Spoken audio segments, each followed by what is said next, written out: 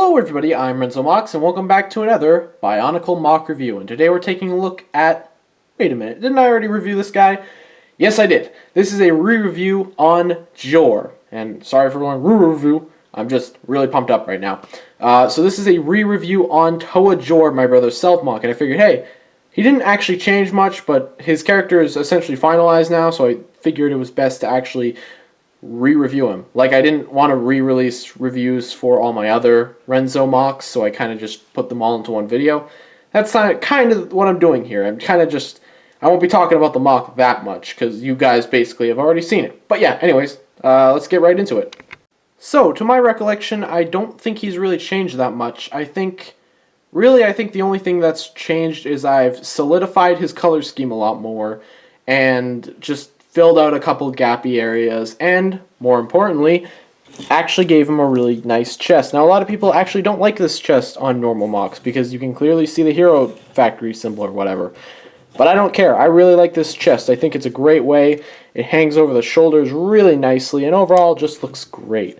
As you can tell, what I meant by solidify the color scheme is that his arms are now basically all red, as well as his lower legs are basically all trans orange. So what I would have liked to do, and his absolute final version is something that I would love him to have, is for these pieces to be in red, because I know those exist, and for the body to be in red, which I know that exists.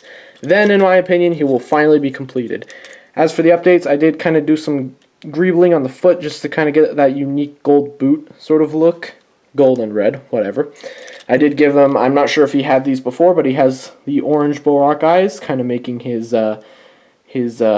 whatever that's called. I always forget the name of it. I always call it thigh, but it's not a thigh. So, yeah. But overall, he's very solid now, and I'm not sure if I showed this off before, but he does have a soul stone. Not a soul stone, there's an actual term for that. Heart light, or whatever. And then he has this piece of armor protecting his back.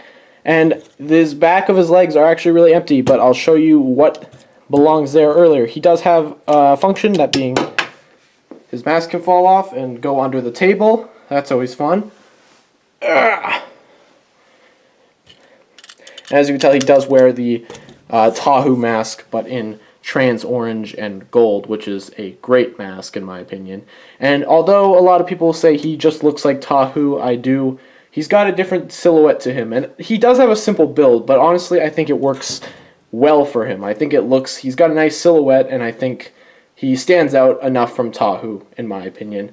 Now onto articulation. He's got a ball joint for the head. He can do this, but he doesn't actually have free range in the arms. He can only go like that. He's got a hand articulation. This can move, and his feet can move only slightly forward and quite the ways back. So you can get some really awesome poses with this guy, as you can see, just from posing him up. He's actually really fun. He can look up all the way, so that's actually really cool in case you want to have him look up like that. It's a great look for him. His shoulders, unfortunately, do kind of have stop there. Unless you turn him around, then you can lift him up. But I actually really like the way the armor is positioned here. This piece brings together the Moc so nicely. It wasn't there before, so having it there now just solidifies the whole Moc, and just taking it off just makes him look really, really plain. So, yeah, that's a bit of a bummer.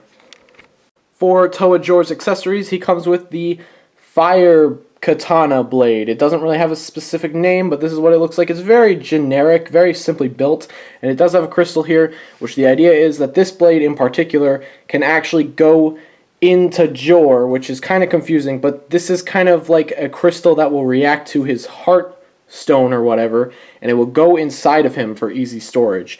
It's hard to explain. Obviously, the whole blade wouldn't just shove inside of him. It would condense down into energy, and that's how it would work. But as in just holding it, it's a very fitting weapon for Jor. It's got a very long hilt, but I think that works well for him. He gets a lot of range with the weapon. As you can see, it just stands out quite well, and you can imagine him really using it. He can get a long range with that weapon, and it looks great with him in my opinion. It's just an absolutely great weapon to display him with. Unfortunately, it is not his only weapon, as he does have other couple weapons here. So the other weapons that I was mentioning earlier about this back coverage are these. These are called what my brother calls fire bombs. So these can kind of do exactly what you think they can do. As in, he can throw them off and use them as bombs, basically. Essentially, I'd imagine them more like tear gas, but my brother kind of has his own thing going on, and I don't really want to ruin that. So these are his bombs. He can, the gold bits are the actual bomb. Everything else is just kind of the holster for the bombs. But you can pick up individual bombs and throw them. As you can see, you pick it up, throw it, and it would explode in a little fireball. And they do actually come back. They do reload themselves using magic or whatever. And then the final thing to give Jor, or his final accessory, is this, the Dragon Blade. It's got a very long hilt. Just an incredible looking blade. So, let's give him that. This is his final weapon, essentially. This is kind of just the big weapon. This is kind of just, it's massive. It's got a really long hilt. It just barely fits on screen, and it's all blue, and I love it. I think it's great. It's called the Dragon Blade for different reasons. Unfortunately, this one does not have a soul stone, or whatever it's called, a heart stone.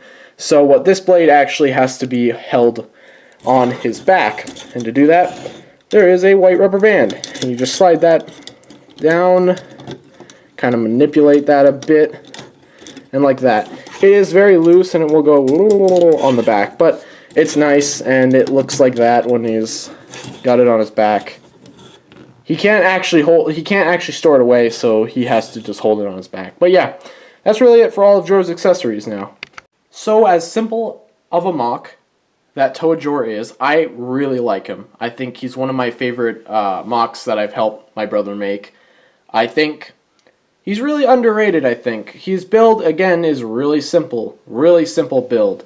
It's basically just a step up from an HF body build. But in general, I think that really suits him, and I think it suits his simple nature. He's a very young Toa character. He has a lot to learn, and he kind of doesn't treat anything really seriously. He's very oblivious to everything around him. He'll kind of just make jokes about things, even when it's serious, and he's not really good at stuff like that. He's a kid. He's still learning. He's not a very fierce warrior. He's very rough and sloppy when it comes to his style. He can beat up people, but he's not, in the end, that's not going to get you so far when basically all you do is just beat up people. But yeah, I'm so glad I got to re-review this guy. This was kind of an impulse review. I didn't even plan this.